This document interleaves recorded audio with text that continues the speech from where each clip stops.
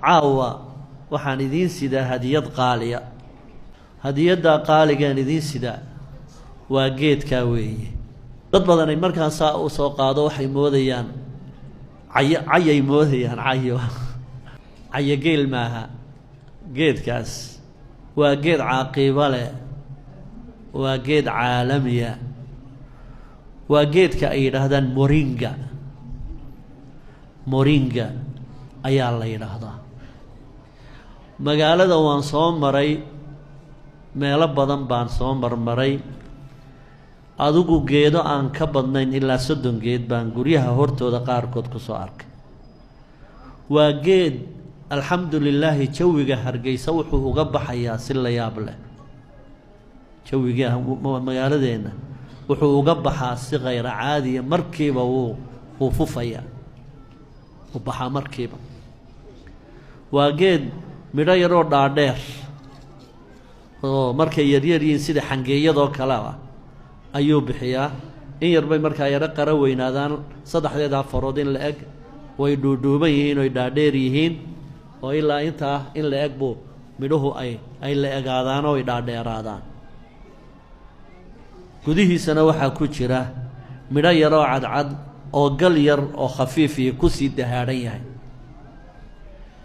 geedkan waa geed aad looga dawariyo caalamka, waana geed manaafic fara badan leh. waa geed markaan ka warramayo manaaficdiisa ay is odhanaysaan armuu exaggeration ku jira ama buunbuunin iyo ziyaado ma ahan.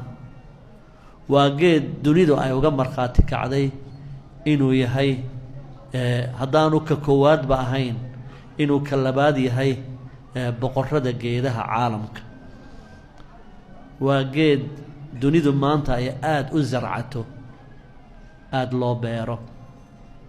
bal aan eegno nin dictoor ah oo misri ah, ree Masar ah, oo ra'iis u ah aljamciyati almisriyati lilmoringa. masar markay aragtay geedkan iyo manaaficdiisa, jimciyad dhan bay u aasaastay oo daraasad ka samaysa oo saraacadiisa daba socota oo aad iyo aad u xanaanaysa. waa geed caaqiibo badan weeye. ninkan abulfatuux baa la yidhahaa, abulfatuux cabdullaahi baa la yidhaahdaa. waa mu'asiska jimciyaddan moringaha ee Masar. maanta Masar waxay ku biirtay dowladaha ugu badan ee geedkan adduunka u iibgeeya, dowladaha waarida geedkan moringaha ah ayay ku biirtay. ninkan abulfatuux la yidhaahdo wuxuu yidhi, waxaan joogay waraysi lala yeesha buu ku warramayaa 2010 ayaa waxaan joogay meesha la yidhaha Zambia. wuu ka baxaa Zambia ayaan joogay muddo ayaan joogay. shaaha laga sameeyey moringaha ayaan muddo cunayay, yaan cabbayey. caleentiisa shaah laga sameeyey ayaan muddo cabbayey. waxaan dareemay xanuunkan la yidhaahdo ee dhanjafka, megarin ayay yidhaahdaan gaaladu, carabtuna ashaqiiqa ayay yidhaahdaan. megarin baa la yidhaha. waa xanuun neerfaha ka yimaada oo madaxa 2 qab buu u qaybiyaa, 2 dhinac. dhinacna wuu ku ladan yahay, dhinacna wuu ku xanuunayaa. siiba weliba waxa uu xanuunkaasi dadka qabtaa wakhtiga cadceeddu barqada ay gaadho ilaa inta maxaanku dhaa ay jawigu qaboobayo. matag buu keenaa, yalaaluguu keenaa, xanuun badan buu leeyahay. waa xanuun qofka bini'aadmiga farxadda ka qaada. waa xanuun qofka bini'aadmiga irtikaaskii iyo considerationkii maskaxda ka dila. waa xanuun aad u dhib badan oo dawadiisuna ay aad iyo aad u fog tahay sida badan. wuxuu leeyahay dictoorkan ama ninkan maxaanku idhaahdaa khabiirka ah, 25 sannadood baan xanuunkan la rafaadsanaa. geedkaasaan cabbay shaah ahaan baan u cabbayay anugu laakiin waxaan dareemay in aan ka bogsanayo xanuunkii dhanjafka ahaa dad badan oo inaga madina dhanjafka way ka cawdaan deedna waxaan go'aansaday buu yidhi inaan geedkan siidhkiisa qaado oo aan beledkaygii Masar aan geeyo oo aan geedkaa beero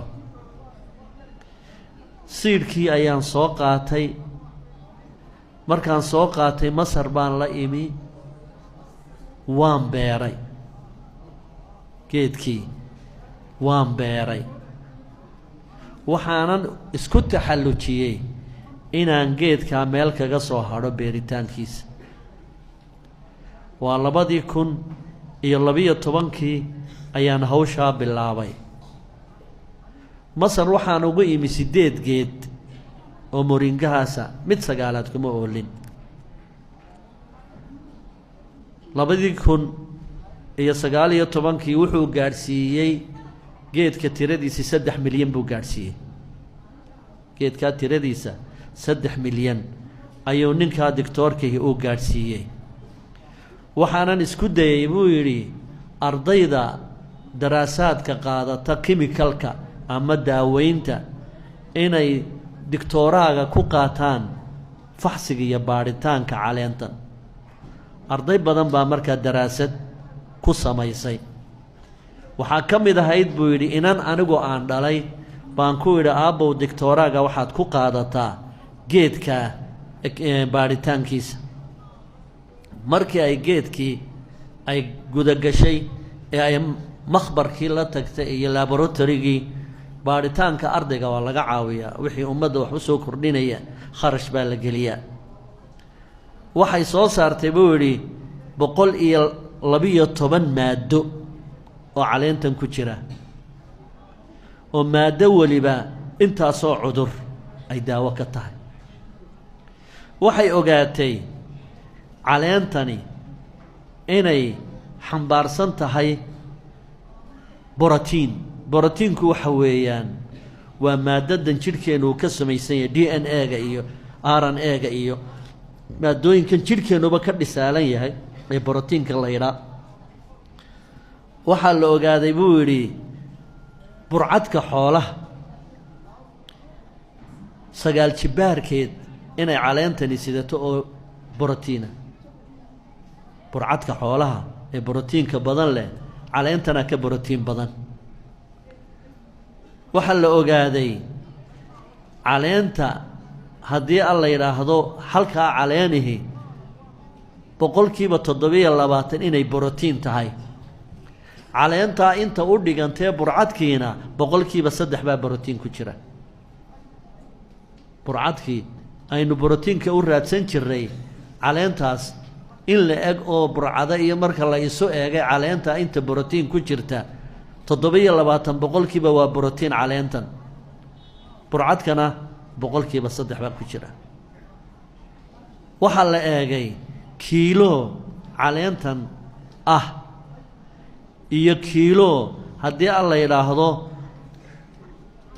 liin macaanteenna kiilo liin macaana baa la eegay kiilo moringaana waa la eegay waxaa la ogaaday 7 jibaar inuu vitamin C-ga ku jira caleentan inuu 7 jibaar ka badan yahay kiilooga liin macaanta oo vitamin C-ga ku jira caleentan ayaa 7 jeer ka badan vitamin C-ga ku jira liin macaanta aynu u doonano haddii alla ka dhigo waxaa kaloo la ogaaday in caleentan nisbe aada u sarraysa oo cunsurka la yidhaahdo potassiumka curyaha potassiumka la yidhaah ayuu ka qani yahay geedkani